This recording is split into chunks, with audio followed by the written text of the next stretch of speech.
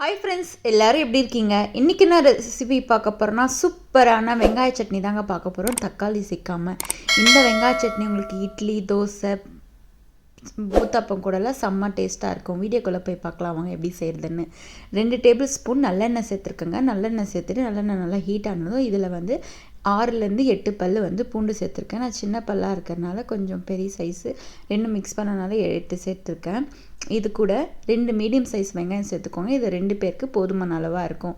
இது கூட தேவையான அளவு காஞ்ச மிளகாய் சேர்த்துக்கோங்க. இந்த மிளகாய் கொஞ்சம் காரம் கம்மியாக இருந்துச்சு, நான் 6 மிளகாய் சேர்த்துருக்கேன். நீங்கள் உங்கள் டேஸ்ட்டுக்கு ஏற்ற மாதிரி சேர்த்துக்கோங்க. இது கூட கொஞ்சமாக 2 கொத்து கருவேப்பிலை சேர்த்துருக்கேன். கருவேப்பிலை சேர்த்துட்டு நம்ம வதக்கும் போது நல்லா ஃப்ளேவராக இருக்கும். இது கூட நம்ம இப்போ கொஞ்சமாக சால்ட் சேர்த்துக்கலாம்.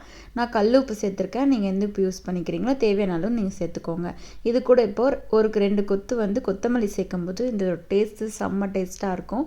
இது கூட கொஞ்சமாக இப்போ 2 கொத்து புதினா இலையும் சேர்த்துருக்காங்க. இது நல்லா வதங்கி வந்த பிறகு நமக்கு கொஞ்சமாக ஒரு மீடியம் சைஸ் புளி சேர்த்துக்கலாம். ரொம்ப சின்னதாக தான், 1 இன்ச் கூட இருக்காது, அவ்வளோதான் சேர்த்துருக்கேன். சேர்த்துட்டு இப்போ நம்ம நல்லா ஃப்ரை பண்ணி எடுத்துக்கலாம்.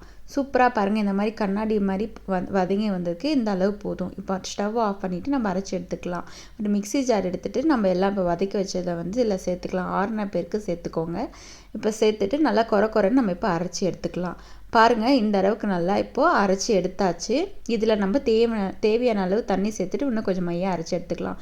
தண்ணி சேர்க்கும் போது அந்த சட்னி நல்லாயிருக்கும். கொஞ்சம் தண்ணியாக இருக்கட்டும். இப்போ எண்ணெய் 1 ஸ்பூன் ஊற்றிட்டு இல்லை கடுகு, உளுத்தம்பருப்பு, கருவேப்பிலெல்லாம் போட்டுட்டு தாளிச்சிக்கலாம். நம்ம எப்பயும் போல் தாளிக்காமல் இதில் ரொம்ப சின்ன டிப்ஸு சொல்கிறேன், அதை யூஸ் பண்ணி பாருங்கள். ரொம்ப சூப்பராக இருக்கும் இந்த சட்னி வந்து. இதில் வந்து ஒரு 4 சின்ன வெங்காயத்தை வந்து பொடியாக நறுக்கி போட்டு நம்ம ஃப்ரை பண்ணி நம்ம அரைச்சி வச்சுக்க சட்னியில் சேர்க்கும்போது செம்ம டேஸ்ட்டாக இருக்கும். கண்டிப்பாக ட்ரை பண்ணி பாருங்கள். இப்போ நான் வதக்கிட்டு இல்லை சேர்த்துட்டு தேவையான அளவு இப்போ வந்து கொஞ்சமாக தண்ணி ஊற்றி நீங்கள் கலந்துக்கோங்க. எப்படி இருக்குன்னு பாருங்கள். இந்த கண்டிஷன்லாம் சூப்பராக இருக்கும் சட்னி வந்து. நான் இன்றைக்கி தோசையோடு தான் வச்சு சாப்பிட போகிறேன் இந்த சட்னியை. சூப்பராக அட்டகாசமாக இருந்துச்சு. கண்டிப்பாக நீங்கள் ட்ரை பண்ணி பாருங்கள். 2 சாப்பிட்ற தோசை இடத்துல 4 தோசை சாப்பிடுவாங்க வீட்டில் இருக்கிறவங்க. ரொம்ப நல்லாயிருக்கும். கண்டிப்பாக ட்ரை பண்ணி பாருங்கள். நம்மளுக்கு எப்பயாச்சும் வேலை டைமில் சாப்பாடு செய்ய முடியலன்னும் போது வெறும் நீங்கள் வெள்ளை சாதம் சுட வச்சுட்டு இந்த சட்னியை போட்டு சாப்பிடும்போது செம்ம டேஸ்ட்டாக இருக்கும். ட்ரை பண்ணி பாருங்கள். இந்த வீடியோ பிடிச்சிருந்தா லைக் பண்ணுங்கள், ஷேர் பண்ணுங்கள். நம்ம சேனலை சப்ஸ்கிரைப் பண்ணாமல் இருந்தீங்கன்னா சப்ஸ்கிரைப் பண்ணி சப்போர்ட் பண்ணுங்கள். தேங்க்யூ ஃபார் வாட்சிங் ஃப்ரெண்ட்ஸ்.